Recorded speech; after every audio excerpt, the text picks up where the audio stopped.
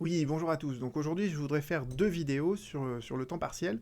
Dans la première vidéo, je voudrais vous parler des horaires et de la répartition des horaires dans le cadre d'un contrat de travail à temps partiel. Et dans la deuxième vidéo, je voudrais vous parler des... Alors, on ne parle pas d'heures supplémentaires dans le cadre d'un temps partiel, on parle des heures complémentaires. Donc à quelles conditions, au-delà de l'horaire qui est initialement prévu dans le contrat de travail, l'employeur peut demander aux salariés d'effectuer des heures complémentaires et comment on sanctionne en fait l'abus de l'employeur qui aurait recours euh, systématiquement à des heures complémentaires. Mais revenons d'abord dans un premier temps sur cette question des horaires dans le cadre d'un contrat de travail à temps partiel. Qu'est-ce que le Code du travail prévoit sur la répartition des horaires et sur ce que le contrat de travail doit énoncer. Et je vous propose de reprendre, pour illustrer tout ça, le dernier arrêt de la Cour de cassation, qui est un arrêt assez parlant. Évidemment, comme vous en avez l'habitude, vous retrouverez donc le lien pour télécharger cette présentation sous la vidéo, ainsi que le plan et le chapitrage de la vidéo et les éventuelles actualisations. Alors, l'arrêt, vous voyez, c'est un arrêt qui est très récent, puisqu'il date de avant-hier, quasiment. Et les faits sont assez simples. Vous aviez en fait un journaliste qui a été embauché en contrat de travail à durée indéterminée et à temps partiel. Et que prévoit le contrat de travail? Le contrat de travail prévoit qu'il y a une rémunération mensuelle identique d'un mois sur l'autre, pour un horaire mensuel de 86 heures, et le salarié a la possibilité de travailler soit le matin de 8h30 à 12h30, soit de 14h à 18h, mais si vous faites le calcul, vous voyez que si on divise 86 par 4, eh bien, ça veut dire qu'en fait, le salarié devait travailler 20 heures par semaine et il devait travailler 4 heures par jour. Donc en fait, le contrat de travail laissait au salarié la possibilité de travailler soit 4 heures le matin, soit 4 heures l'après-midi. Il faisait ce qu'il voulait. De toute façon, il était journaliste, il avait une grande liberté d'organisation de son temps de travail. Voilà ce que prévoit le contrat de travail, et le salarié, au bout d'un certain temps, assigne son employeur en justice en disant en fait, cette répartition des horaires, elle est totalement floue, ce qui fait qu'en réalité, c'est un contrat de travail qui doit être requalifié comme étant un contrat de travail à temps plein, et je demande donc les rappels de salaire entre le temps le temps partiel qui m'a été payé et le temps complet qu'on aurait dû me verser. Alors, voilà donc comment se noue en fait le contentieux, situation qui est en fait assez classique, et voyons ce que nous dit donc le Code du travail. Le Code du travail, c'est l'article qui est ici. Alors pourquoi j'ai marqué les deux numéros? En fait, en 2016, vous avez la loi travail qui a un peu remodifié toute la section du Code du travail concernant le contrat de travail à temps partiel, et je vous en dirai quelques mots à la fin de cette vidéo pour que vous compreniez cette nouvelle articulation. Mais pour ce qui nous concerne, au regard de la durée du travail et de sa répartition, en fait, il y a eu juste un changement de numéro. C'est-à-dire qu'avant 2016, les règles étaient énoncées à l'article 3123-14, et dorénavant, dans le Code du travail qui est applicable aujourd'hui, c'est 3123-6. Et donc les arrêts de la Cour de cassation, pour l'instant, elle n'a encore jamais eu à statuer sur la nouvelle codification, donc tous les arrêts de la Cour de cassation vont évoquer l'article 3123-14, et vous verrez que dans l'arrêt qu'on va étudier juste après, on parle bien de l'article 3123-14, mais la solution serait absolument identique au regard des dispositions actuelles du Code du travail. Et je l'ai vérifié, c'est-à-dire que j'ai fait une comparaison des deux articles en les mettant en colonne, et vous voyez qu'ils sont absolument identiques, il n'y a absolument aucune différence entre ces deux textes. Et que nous dit le Code du travail? Eh bien, c'est assez intéressant. D'abord, il nous dit que, vous savez que la forme normale d'un contrat de travail en France, c'est le contrat de travail à durée indéterminée et à temps complet. Donc, si vous êtes dans un CDI à temps complet, eh bien, il n'y a aucun formalisme. Il n'y a même pas besoin d'avoir un contrat de travail écrit. Vous pouvez avoir un contrat de travail verbal. Si c'est un contrat de travail verbal, il est forcément à durée indéterminée et à temps complet. À côté de cette forme normale du contrat, vous avez tout ce qu'on appelle les contrats dérogatoires. Vous avez le contrat à durée déterminée, le contrat à temps partiel, le contrat intermittent. Voilà. Donc, pour tous les contrats dérogatoires, c'est toujours des contrats écrits, et il y a toujours un formalisme à respecter. Parce que justement, on se méfie, il y a une suspicion à l'égard de ce type de contrat, donc on veut être sûr que le salarié, il est clairement informé par un écrit de ce à quoi il s'engage. Et dans cet écrit, vous avez trois clauses qui vont nous intéresser, qui sont trois clauses distinctes, qui ne disent pas exactement la même chose. La première chose, et la chose qui est la plus évidente, c'est que comme on est dans un contrat de travail à temps partiel, eh bien, il faut bien que ce temps partiel y soit exprimé. Il faut bien qu'on définisse quelle est la durée hebdomadaire ou éventuellement la durée mensuelle qui n'est pas du temps complet. Là, en l'occurrence, vous reprenez les faits, c'était bien une durée mensuelle de 86 heures. Et c'est pas la seule chose, il ne suffit pas simplement de dire qu'on est sur du temps partiel, donc il ne suffit pas simplement de préciser cette durée hebdomadaire, il faut également préciser la répartition entre les jours de la semaine ou les semaines du mois. Et là, vous voyez que le contrat de travail, il disait, vous travaillez il y a 2 plages horaires dans la semaine, vous choisissez en fonction de ça. Donc la question, c'est de savoir est-ce que cette répartition-là, elle respecte le code du travail ou pas. Donc ça, c'est la première chose que prévoit le contrat de travail à temps partiel, mais l'employeur, il peut parfaitement dire, voilà, moi j'ai besoin de quelqu'un le matin, donc les horaires, je les prévois le matin. Mais le temps partiel, c'est aussi un contrat qui permet à un employeur de répondre parfois à une activité qui est fluctuante. Donc le contrat de travail à temps partiel peut parfaitement aussi prévoir que, dans certains cas, le salarié qu'on avait embauché pour travailler que le matin, il viendra ponctuellement pour travailler l'après-midi. Donc le contrat de travail, il peut avoir cette clause supplémentaire à travers laquelle on prévoit les cas dans lesquels les horaires du salarié peuvent être modifiés. Et dans ce cas, il faudra aussi prévoir selon quelle modalité l'employeur va modifier le contrat de travail et informer le salarié par écrit de cette modification. Donc vous voyez qu'il y a toujours cette suspicion que l'employeur, en fait, il va faire un peu n'importe quoi vis-à-vis d'un salarié qui est à temps partiel. Et donc, pour encadrer ça, il faut que la durée et la répartition des horaires soient précisées dans le code du travail, et que si jamais on les modifie, on nous précise bien dans quel cas ils peuvent être modifiés, et selon quelle modalité le salarié va être informé préalablement de cette modification. Donc voilà ce que nous dit le Code du travail, voilà les règles du Code du travail, mais il n'y a pas de sanction à ces règles à travers l'article que vous avez sous les yeux.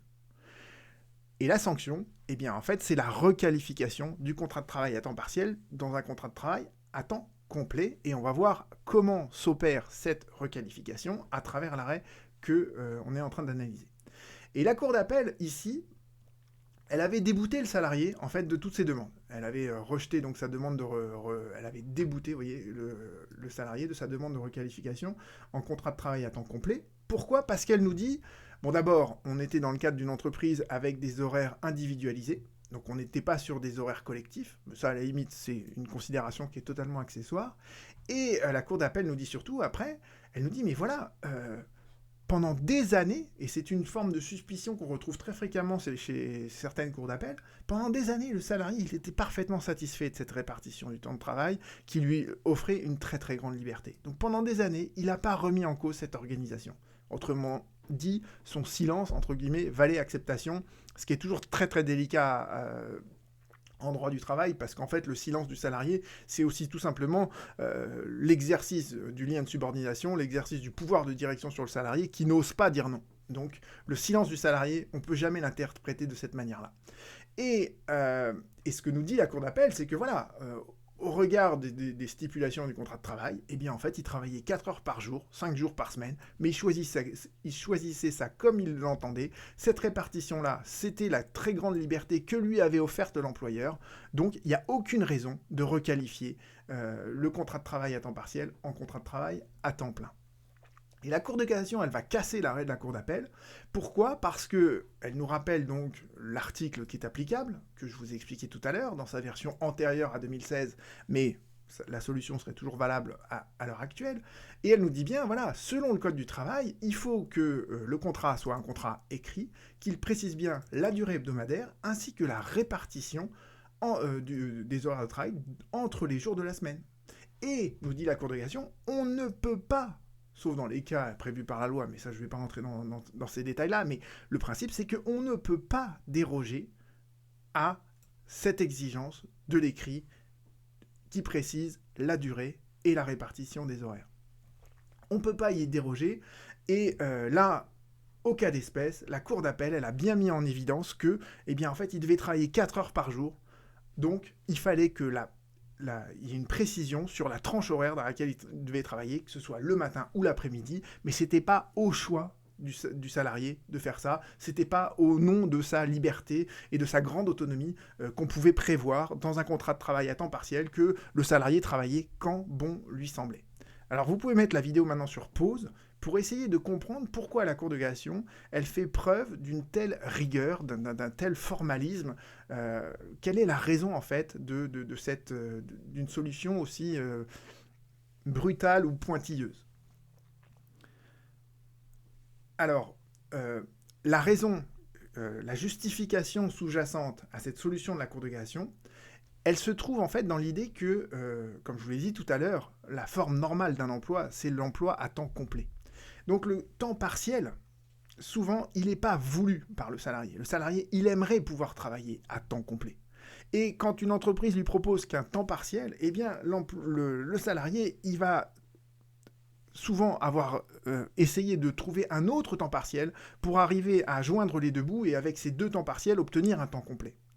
Et vous voyez que sous couvert de donner au salarié une grande liberté dans l'organisation de son temps de travail, et ben cette liberté, elle est vue de manière un peu suspecte par la Cour de cassation. Parce que derrière cette liberté, on ne sait pas si l'employeur, verbalement, il ne va pas dire d'une semaine sur l'autre au salarié, bon, tu travailleras tu iras couvrir cet événement en tant que journaliste, ou la semaine d'après, tel autre événement.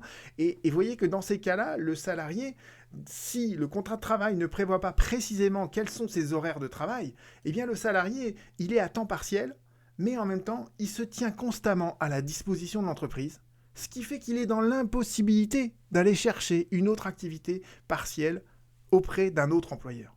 Et vous voyez que dans ce cas-là, en fait, le salarié, c'est véritablement une victime du temps partiel qu'on lui impose, mais qui en réalité a les mêmes inconvénients qu'un temps complet, puisqu'il ne peut pas bénéficier du reste de son temps pour exercer une autre activité, parce qu'il se tient constamment à la disposition de l'entreprise qu'il emploie. Et donc c'est ça en fait ce qui explique pourquoi la Cour de cassation est aussi stricte dans l'interprétation en fait des dispositions du Code du travail concernant la durée et la répartition des horaires dans le cadre d'un temps partiel. Maintenant, ce qui est intéressant, c'est de voir cet arrêt, mais c'est aussi de voir éventuellement de faire une recherche de jurisprudence sur les autres arrêts de la Cour de cassation qui sont intervenus récemment sur cette question, ou même de faire une recherche de jurisprudence beaucoup plus loin. Et je vous propose donc d'utiliser en fait le moteur de recherche que nous avons créé, donc que vous allez retrouver sur le ia-droit.fr, un moteur de recherche qui est constamment à jour en fait en temps réel de ce que vous allez retrouver sur Légifrance, et que moi j'utilise quotidiennement. Et je vais vous expliquer comment je fais mes recherches de jurisprudence, parce que c'est ça aussi qui est intéressant, c'est de voir comment on fait une recherche de jurisprudence, et voilà, moi je passe mes journées à en faire, donc voilà ce que je fais comme type de recherche de jurisprudence. Et là, vous avez en fait trois expressions différentes dans ma requête. Le début de la requête, entre guillemets, en fait, je mets donc 3123 code du travail.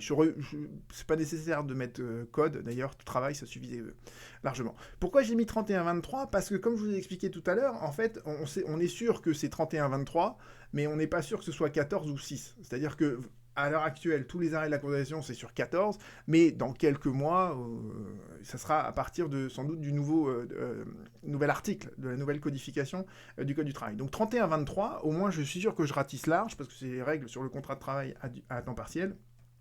Et je mets un opérateur de proximité, ça c'est le tilde 12, pour dire je veux que 31-23 et travail, ce soit à peu près à 12 mots d'écart. Pourquoi ? Parce que parfois la Cour de cassation, quand elle vise dans son visa, en fait, elle vise plusieurs articles du Code du travail. Donc en fait, il ne faut pas qu'ils soient trop collés l'un à l'autre, parce que si jamais elle vise plein d'articles du Code du travail, vous voyez, les termes seraient pas assez proches pour être attrapés, entre guillemets, par la requête que je fais. Donc 12, généralement, c'est pas mal. Plus vous augmentez ce chiffre, bien évidemment, plus vous allez élargir vos requêtes.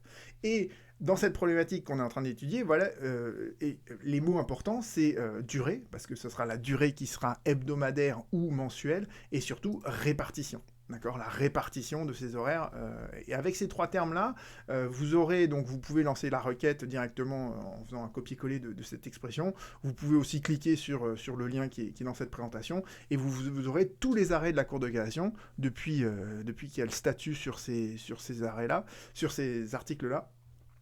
Qui défilera à l'infini. Je vous ai juste synthétisé quelques arrêts qui me paraissaient intéressants parce que je vous ai dit en début de vidéo que la Cour de cassation, elle a beaucoup statué sur le temps partiel ces derniers temps. Donc vous retrouvez par exemple tous ces arrêts-ci, qui sont des arrêts non publiés mais des arrêts très récents, dans lesquels en fait elle précise un peu mieux la sanction qu'elle retient à propos donc d'une insuffisance des mentions du contrat de travail concernant la durée et la répartition de cette durée du travail. Et la Cour de cassation nous dit, dans ces cas-là, lorsque les mentions du contrat de travail sont insuffisantes, eh bien on va présumer qu'on est dans le cadre d'un contrat de travail à temps plein. De la même manière que dans le cadre du CDD, si vous n'avez pas de CDD écrit, on présume que c'est un contrat de travail à durée indéterminée. Mais dans le cadre du CDD, s'il n'y a pas d'écrit, la présomption, elle est irréfragable. C'est-à-dire que l'employeur ne peut jamais apporter la preuve du contraire. Alors que dans le cadre du contrat de travail à durée à temps partiel, la présomption, c'est une présomption simple. C'est une présomption simple, ce qui veut dire que l'employeur peut rapporter la preuve du contraire, et la Cour de cassation nous dit clairement quelle est la preuve que doit rapporter l'employeur, excusez-moi, et cette preuve, elle est double. La première chose que l'employeur doit rapporter, c'est la durée exacte qui était convenue entre le salarié et l'employeur. Donc, montrer par exemple que pendant des années, le salarié n'a travaillé que 20 heures par semaine et jamais plus. Donc là, vous voyez qu'on arriverait à apporter la preuve de cette durée exacte qui a été convenue entre les deux.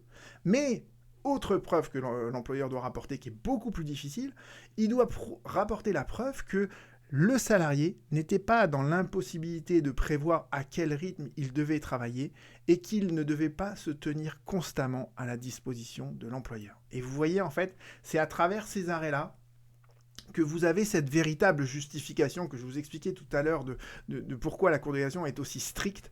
C'est que voilà, si le salarié travaille bien 20 heures par semaine, toutes les semaines pendant des années, mais que d'une semaine sur l'autre, on lui demande de travailler un jour le matin, l'autre jour l'après-midi, etc., et que d'une semaine sur l'autre, ça change tout le temps, et bien vous voyez que là, dans ces cas-là, le salarié, il est non seulement, et si en plus ces modifications-là sont faites du jour au lendemain, il est dans l'impossibilité de prévoir son rythme de travail, et surtout, comme il se tient constamment à la disposition du même employeur, c'est qu'en réalité, il était dans le cadre d'un contrat de travail à temps complet, ou, ce qui revient au même pour le salarié, il était dans l'impossibilité d'aller chercher un autre travail à temps partiel auprès d'un autre employeur. Donc vous voyez que voilà, la sévérité de la Cour de cassation, elle s'explique et elle trouve sa justification dans cette deuxième partie de phrase, dans cette preuve que l'employeur doit rapporter que, eh bien, ils avaient convenu d'un contrat de travail à temps partiel et l'employeur, il a tout fait pour prévenir suffisamment le salarié à l'avance pour que celui-ci sache exactement quel était son rythme de travail et ce qui lui permettait éventuellement d'aller chercher une activité à temps partiel par ailleurs. Et je vous mentionne également cet arrêt du 29 septembre 2021 où vous retrouvez à peu près la même articulation en fait, des preuves que l'employeur doit rapporter, sauf que là, en fait, vous voyez qu'on sanctionne cette fois comment l'employeur essayait de modifier au gré du temps, les horaires que le salarié devait effectuer d'une semaine sur l'autre. Donc je vous ai dit, en fait, voilà, on sanctionne par la requalification à temps complet un contrat de travail qui est qui définit mal la durée du travail et sa répartition, mais on sanctionne également l'employeur qui, alors que le contrat de travail est parfaitement bien rédigé, viendrait à modifier d'une semaine sur l'autre les horaires de travail du salarié et qui le placerait à ce moment-là dans l'impossibilité de savoir quel est son rythme de travail. Donc vous voyez que la sanction, elle se fait au regard de ces deux choses, et quand vous reprenez l'article du Code du travail que je vous ai expliqué tout à l'heure, vous voyez, c'est le premièrement, et puis le deuxièmement et le troisièmement. Vous voyez, ces trois parties de l'article sont sanctionnées de la même manière par une requalification, sauf à ce que l'employeur rapporte la preuve du contraire. Et pour finir, je voudrais juste revenir avec vous sur cette loi de 2016 qui a modifié en fait le Code du travail. Pourquoi ? Parce que, eh bien en fait, cette loi, elle s'inscrit dans une mouvance beaucoup plus générale qui vise à promouvoir en fait les conventions collectives. Donc, dorénavant, dans le Code du travail, vous avez cette articulation assez classique que l'on trouve très très bien en fait dans le temps partiel, où vous avez une section, la première section du Code du travail, qui concerne les dispositions qui sont d'ordre public, les dispositions d'ordre public, c'est-à-dire celles auxquelles on ne peut jamais déroger. Et après, vous avez toute une partie du Code du travail qui définit en fait ce que les partenaires sociaux peuvent négocier dans le cadre des conventions collectives. Et si les partenaires sociaux n'ont rien réussi à négocier, alors on applique le Code du travail, et c'est ce qu'on appelle les dispositions supplétives. Et pourquoi ça nous intéresse ici? Parce que le Code du travail, dans sa partie d'ordre public, elle vous dit bien que si on modifie la répartition de la durée du travail, eh bien l'employeur doit toujours respecter un délai de prévenance. D'accord ? Un délai de prévenance d'ailleurs qui doit a priori être défini d'ailleurs rappelé et défini dans le contrat de travail. Et ce délai de prévenance, dorénavant, les partenaires sociaux peuvent le modifier, le définir dans le cadre de conventions collectives, de branches, des conventions collectives étendues, etc. Mais si jamais les conventions collectives ne disent rien, alors il faut que ce délai de prévenance ce soit au moins 7 jours. C'est-à-dire que l'employeur peut modifier en fait les horaires d'un temps de travail, d'un temps partiel, mais il faut au moins que le salarié ait une semaine devant lui pour pouvoir s'organiser, pour pouvoir connaître son rythme de travail et s'organiser en conséquence. Et dernière chose sur laquelle je voudrais insister, c'est qu'est-ce qui se passe si le salarié refuse cette modification des horaires que lui propose l'employeur? Alors là, il faut distinguer deux choses. Il faut distinguer ce que dit le contrat de travail. Et je vous ai dit, le contrat de travail à temps partiel, il doit forcément dire quelle est la durée hebdomadaire ou mensuelle. Et le contrat de travail peut également prévoir à quelles conditions on va modifier d'une semaine sur l'autre ou d'un mois sur l'autre cet horaire et sa répartition initiale. Mais cette deuxième clause, elle est totalement indépendante de la première, et il y a des contrats de travail à temps partiel qui ne prévoient que la durée et sa répartition, mais qui ne prévoient rien en termes de modification de cette durée et de cette répartition. Et c'est ce que vous trouvez ici dans l'article 31 23.12. Si le contrat de travail prévoit juste une durée et sa répartition, mais que le contrat de travail ne prévoit absolument pas que cet horaire peut être modifié, à ce moment-là, le refus du salarié, il est toujours légitime. Ça ne peut jamais constituer une faute et l'employeur ne pourra pas licencier le salarié parce qu'il a refusé une modification que son contrat de travail ne prévoyait pas. Qu'est-ce qui se passe maintenant si le contrat de travail prévoit que les horaires et leur répartition peuvent être modifiés sous réserve d'un délai de prévenance? Eh bien, le refus du salarié, dans ce cas-là, il peut être fautif, il peut entraîner un licenciement, sauf dans 3 situations. Première situation, c'est lorsque le salarié justifie qu'il a des obligations familiales impérieuses. Évidemment, si vous demandez à quelqu'un qui travaillait l'après-midi de venir le matin à 7h du matin et que cette personne-là ne peut pas déposer ses enfants à l'école, il y a une obligation familiale impérieuse qui justifie le refus du salarié. De la même manière, le contrat de travail à temps partiel, c'est souvent utilisé par les étudiants dans le cadre pour financer leurs études. Donc, si le salarié justifie des obligations scolaires ou d'enseignement supérieur qu'il a, eh bien, ces obligations scolaires ou universitaires, elles justifient qu'il refuse une modification de ses horaires de travail. Et comme je vous l'ai dit, a priori, dans le cadre d'un contrat de travail à temps partiel, le salarié va peut-être essayer de chercher un autre temps partiel pour arriver à joindre les deux et avoir un temps complet, et bien dans ces cas-là, évidemment, la modification que propose un employeur ne doit pas venir contraindre le salarié à refuser de travailler pour l'autre employeur. Donc ça, c'est le 3e cas dans lequel, en fait, le refus du salarié serait légitime. Et avec tout ça, je pense que vous avez fait à peu près le tour. Donc on a fait le tour de la question des horaires dans le cadre d'un contrat de travail à temps partiel. Voyons dans la prochaine vidéo à quelles conditions l'employeur peut demander à un salarié d'effectuer des heures complémentaires, c'est-à-dire en fait de travailler au-delà de l'horaire qui était prévu, de travailler en plus. Je vous remercie et à très très vite.